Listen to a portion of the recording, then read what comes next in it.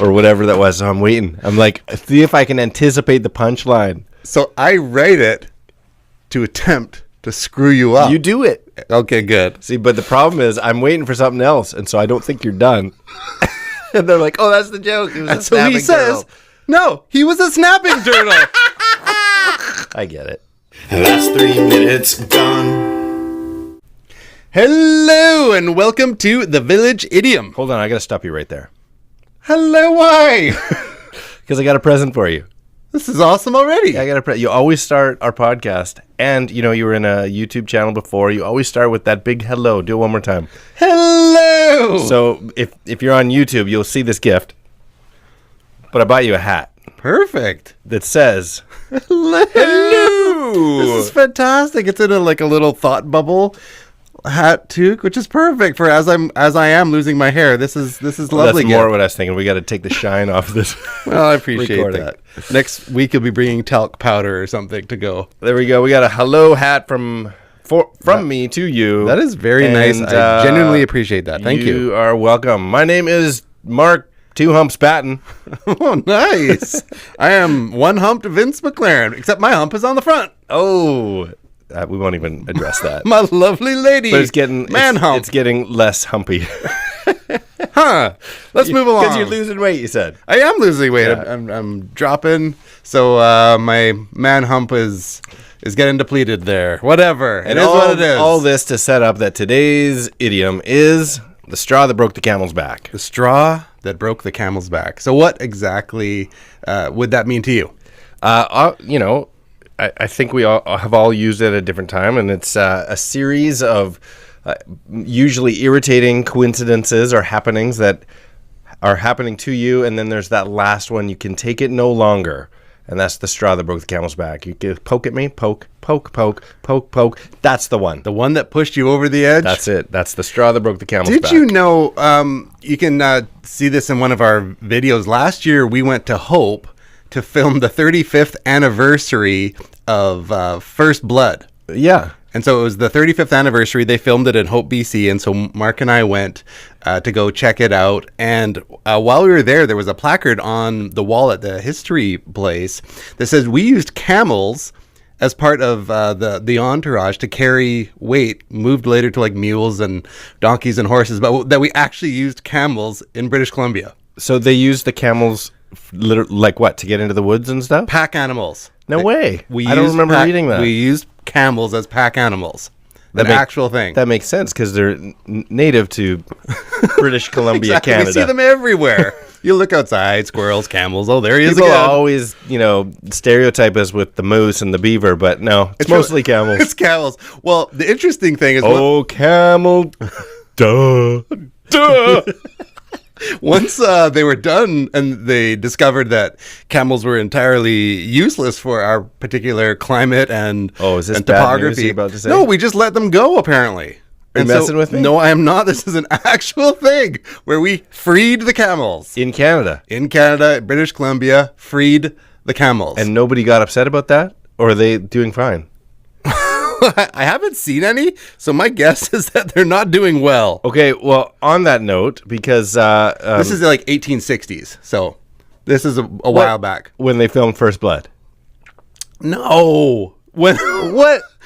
We use camels for like the gold rush. I thought you were saying they used camels as pack animals to film First Blood in Hope, BC. No. I'm like, how did I not read that? No. Well, we were doing like the gold rush. There was a history side. So your story had nothing to do with Rambo. Well, it was just that it was That's about why hope. we were there. It was about hope. Oh my goodness. And really, without hope, what is there?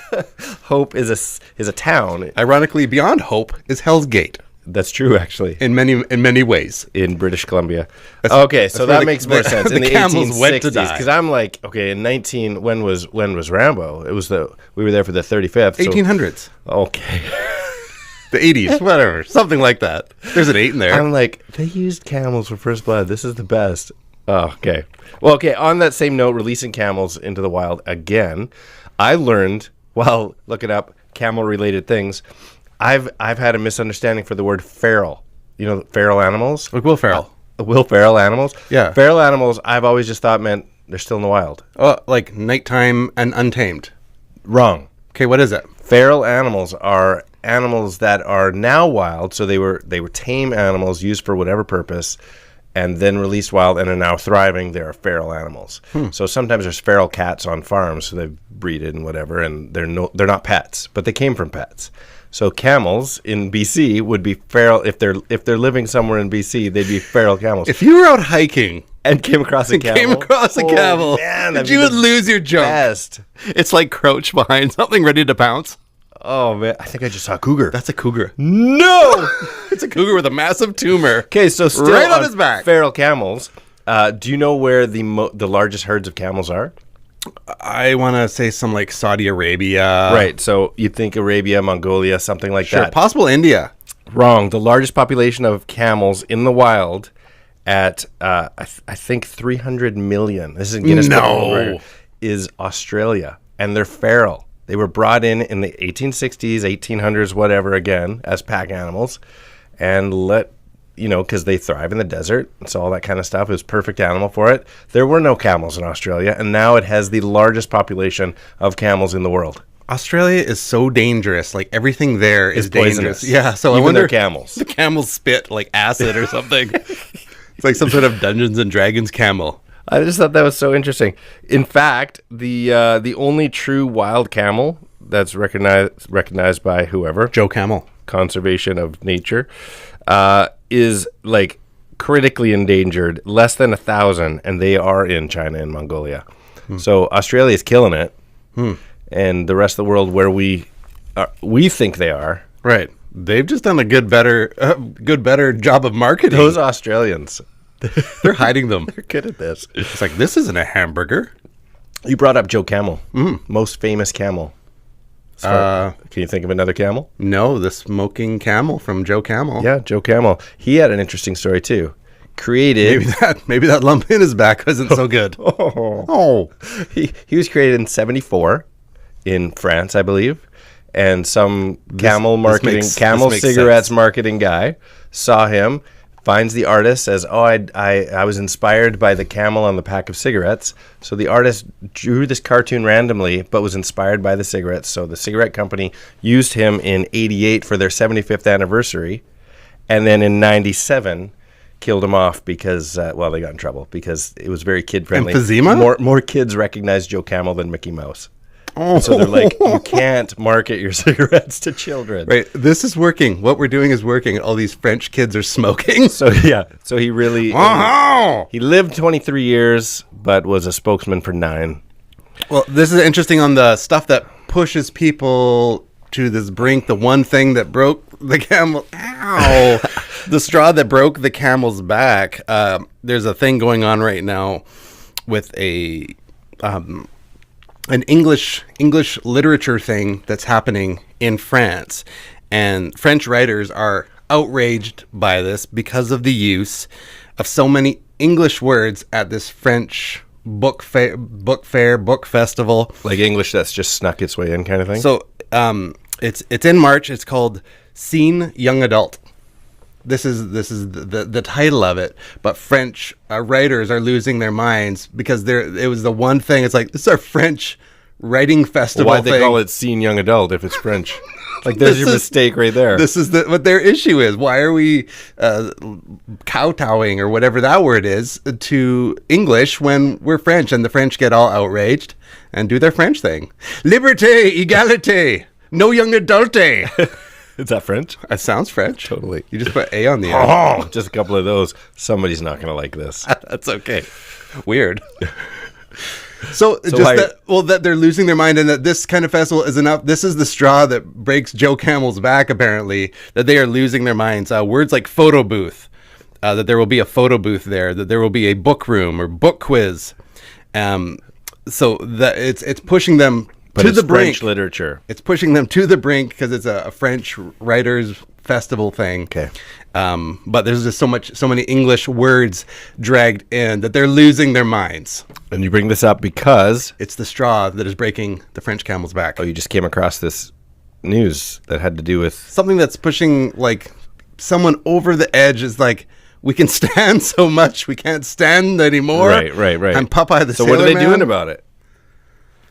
Oh, they're probably I'm waiting for the camels to make an entrance in the no. story. There's no I'm like, camels. It's probably something about baguettes and smoking. And when you were talking They're French just and fed up. smoking, They're yeah, just fed up. It got that going in my mind that they're losing their junk. This is the thing that is breaking. They're back. Before we get into the origins of this, I'm going to backtrack a little bit because the origin is interesting, but we got to backtrack to a previous episode because we got our first message from a listener. So I'm going to reach into our mailbag. Mailbag. First time reaching into the mailbag. We got a comment from a user named Beetlebat. Nice. Who said something we kind of missed on our episode about the best thing since sliced bread. So we were joking. What did Beetlebat have to say? We were joking that not a lot has, what a terrible thing to be the standard. Like the best thing since sliced bread. That's the best we could do. We brought up like automated cars and that kind of thing. He let us know that 1928, which is when sliced bread was invented, there was another big invention, penicillin. Bigger than penicillin? So, best thing since penicillin, that's not an idiom. But the best thing since sliced bread, so same terrible. year. That's Isn't that really interesting? bad. Yeah, I'm surprised we missed that when we were doing our very in-depth research. It's a shallow dive. That's the only dive we do. In our actual description, it's a shallow dive. That is the only dive we do. But yeah, I thought that was hilarious. 1928, best thing since sliced bread. P.S. Penicillin was that year. Also did penicillin. if you leave sliced bread out long enough, it'll grow mold. Yes. Maybe they had a problem with the wrapping of it, the war conservations. It was because of the sliced bread that they came up now with they get penicillin. I knew it. I bet you the guy who invented the penicillin just lost his mind. He's like, I've invented so many things. There's nothing I could do, and that was the one that Remember we tipped him talked over about the edge. the first bread slicing machine burning down? It was the penicillin guy. No. You will not steal my thunder. It was probably the thing that was the straw that broke his back. There you go. Let's back to today's idiom. What do you got for origins? What'd you come across? I didn't look up anything. Is that what's going on? Yeah, no, it didn't. No origins for this idiom. No It's origins. kind of the point of what we do here, but Yeah. Whatever. Well, I enjoy natural feedback from your great research. In this All right. area. Well, this is what I've got. The great phrase. It is the straw that breaks the camel's is this back. what part is this? Is this origins? Origins. We got to get better. It's a two-part not harmony. Two-part not harmony. Hope you like it. You pick up that single on iTunes. 99 cents for 9 seconds. You know what I didn't know about the straw that breaks the camel's back is that it also is literally where the other idiom, it's the same idiom. There's no point in saving it for another episode when you just go, that's the last straw. That's the last straw. That's the last straw. I did It's the catch same that. thing. It's that the did short come up in the version research of the straw that broke the camel. It's the last straw that broke the camel's back. But the history of it is obviously it's riddled throughout proverbs and old literature and that kind of thing. Goes back to the 1600s. Variations of it anyway. I Like found something from 1799. So you went back even further. 1677 I've got. 1799, I came across an Oriental proverb. It's the last straw that overloads the camel. Okay, I have that one. 1799. So what you went back to 1600? 1677. Whoa. It says it is the last feather that breaks the horse's back. So it's different. Yeah. But they think it's all a chain of events. Then 1799 is yours. 1832 is the last ounce that broke the back of the camel. 1836, the last straw will break the camel's back, and so on it goes. And it goes back and forth. And there's other variants, including donkeys and melons that broke the monkey's back, and it goes on. What culture is that from? It doesn't say. It's the melons. The melon that broke the monkey's back, the feather that broke the camel's back, the straw that broke the horse's back. So it's like There you go. Aesop's fable of the pillow salesman. Yeah, exactly. It was the feather that broke the horse's back. I hope I sound okay. I've had a cold for the last 3 days. It's a little rough. It's a little nasally, but whatever. Okay, as long as it's not sounding snotty on the microphone. No, you sound great. It's only Tuesday. We record on Tuesday. We release it on Thursday night, Thursday, Friday. so we're not even at hump day. That was the last. That was the last straw, right The last there. straw. That's the last joke. I should tell. I hope- Did you write a joke? I got a little something on the gun. It needs work, but Tell me what you got. okay. So we were talking about the whole straw that broke the camel's back. Got me thinking about stuff that kind of Push people over the edge. Okay. The Teenage Mutant Ninja Turtles were waiting for a pizza delivery. They're getting really hungry. Okay, so Donatello is getting worked up. He's starting to just lose his junk. He's freaking out. He's like, where's the pizza? And they're like, whoa. Like, Donatello, calm down. And he's just like throwing stars into things. And he's just losing his mind. And so Raphael says to Leonardo, like, what's up with him? To which Leonardo says, well, before he became a mutant, he was a snapping turtle. Nope. See, there's something about your jokes that I'm always expecting a play on words with the idiom. I think it's because of the best thing since sliced bread. That's the West Wing iced lead or whatever that was. So I'm waiting. I'm like, see if I can anticipate the punchline. So I write it to attempt to screw you up. You do it. Okay, good. See, but the problem is I'm waiting for something else, and so I don't think you're done. And they're like, oh, that's the joke. It was And so he says, no, he was a snapping turtle. I get it. Okay. Because he snapped. Yeah, no, I get it. And they're snapping turtles. It was the last straw. He's a turtle. I get it. Okay. It's funny. Okay, I actually wrote one today. You got to do better than that. I don't know if I'll do better, but I've sucked the last few times. I've had like half jokes. Like I'm like, I had an idea, and then nothing. So I actually develop it. What do you got? Beginning to end joke. Okay, so throwing a little nerdy pop culture into today's theme. So in Star Wars, The Empire Strikes Back,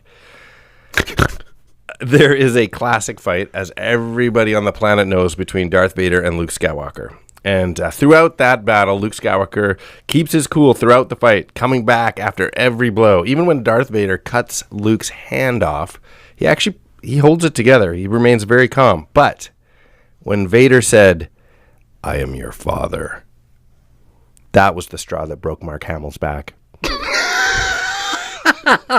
See there? That was the play on words. Okay. I had it this week. That broke Mark Hamill's back. See, brilliant. Okay, good. Woo, getting better. I'm going to keep going. Keep going. I'm going to write another one. Brilliant. Can only get better. Ah, that's great. Mark Hamill to Camel. I did not see it coming. Yeah, So that's good. I had That's Mark good. Hamill, and then I just worked backwards. I'm like, okay, where does Luke just lose it? And that's when it's impossible. He falls down the tube. I'm like, that's the spot. That's it. It's the straw that broke Mark Hamill's back. Yeah. It's a little piece of genius there. Good job. Okay, while we're on creative juices, I'm going to test your listening skills with here our we go. soundbite segment. Perfectly. I've been loading up on my pop culture Now, all week. I'm going to be honest. When I tried to find some sound bites for today's idiom, usually I try and get the whole idiom. And this time, it was a hard one. Very few full out, this is the straw that broke the camel's back. So we've got some shortened ones, and we've got one that's just a camel reference. So we'll start with that because it's the biggest leap. But before we get that, I decided to go with a 90s theme this time. So you're going to have to bear with me here because it's not very up to date. But I hope that in my efforts, you'll at least go. I'm excited. Okay. I'm excited. I always enjoy these. Okay. Last time you're like, I've been struggling with these, but I think you've been doing great. Well, I appreciate all your encouragement. You're a real kind guy. Thanks, man. I just thought that if I played one more that you didn't get, that's going to be the would be the straw that broke the camel's back. Again, still in the 90s, just reminding you. Let's see if your brain can wrap around this one. What? That's the last straw. Huh? It sounds like Grandpa Simpson. One more time. What? That's the last straw. That's the last straw. You're dancing all over. Same creator, Matt Groening. Matt Groening. Okay. So he did The Simpsons and he did the Futurama. Futurama. That's right. Do you know any characters? Come on, one more time. What? That's the last straw. That is Bender. You got it, Bender. Bender. All right. Oh my goodness. Okay, you got Bender. Okay, this one's a little more obscure. Still from the 90s, 1995. I'm going to give you a clue on this one because you either watched this show or you didn't. Your hint. A-Team. Your hint is FM. Oh, I'm not ready. Your hint is FM. And this actually ran for a long time. I'll give you another hint. It gave Joe Rogan probably one of his biggest breaks ever. Oh, no. You know Joe Rogan. Yeah. Okay. Biggest breaks on TV anyway. And it goes a little something like this. Hit it. The camel's back has been broken, my friend. So again, I didn't lead in with this, but you can tell me the name of the show, the actor's voice you're hearing, or the character he's playing. I didn't know Joe Rogan was in any TV outside of Fear Factor. Really? No, I didn't. Oh, he's fantastic in this. The camel's back has been broken, my friend. Yeah. Do you recognize the voice? Famous SNL guy. He actually sounds a bit like Phil Hartman. Boom. Is it Phil Hartman? Phil Hartman on News Radio. Oh, never seen News Radio. It's a great show. WKRP, yes. I don't know. Yeah, worth watching. Rogan. Joe Rogan's, maybe not his Interesting. first start, but definitely a massive opportunity for him. Yeah, I think Fear Factor, Joe Rogan, but I didn't know he was in another thing. There you go. Nice job. You got all three. Well, sometimes it's just shooting out in the dark. That's good. It's I getting better needed every time. something because if I had another series of failures like previous weeks, it was No, going to be the I think straw. I went back and checked it out. You broke Mark Hamill's back. You're over 50%. Well, that's not bad. Yeah, it's In great. baseball, that would be acceptable. That's over the hump. Nice. Yeah. Yeah. Big Have hump you on ever your back. have you ever seen a camel in real life? For Well, any reason? Have you ridden a camel? At the zoo? I've not ridden a camel. No. I remember Not smoked a being camel? at a I've zoo. No, just at the zoo. But that will be my only camel They experience. spit though. I've heard that. Have you ever seen it? No. Me neither. I've seen a llama spit, No. not a camel. So Excuse me. it's apparently it happens. I don't know if it's actually a thing, but They must. Why would they? they say must. It actually has to be a thing.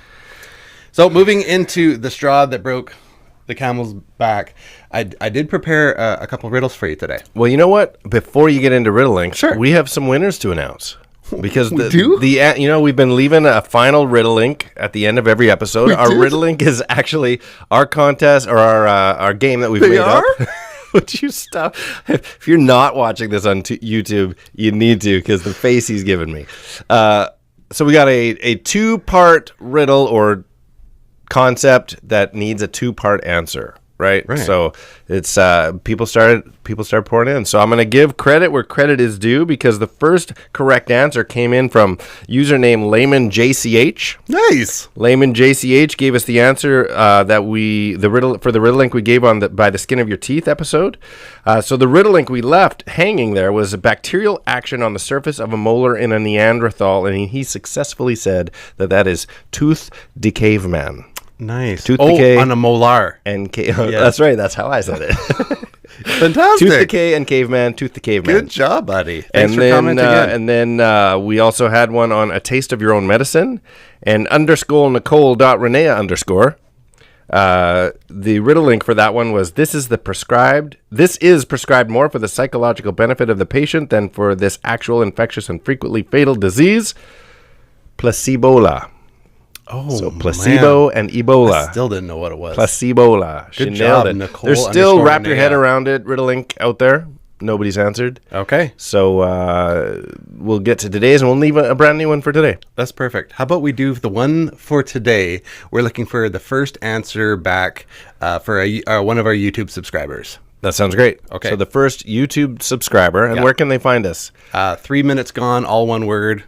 3 with the number 3. So just 3 minutes gone, all one word. And that'll take you into the section where you can see the playlist for The Village Idiom. Village Idiom. Great. Yeah, so we'll look for the first comment there on the YouTube.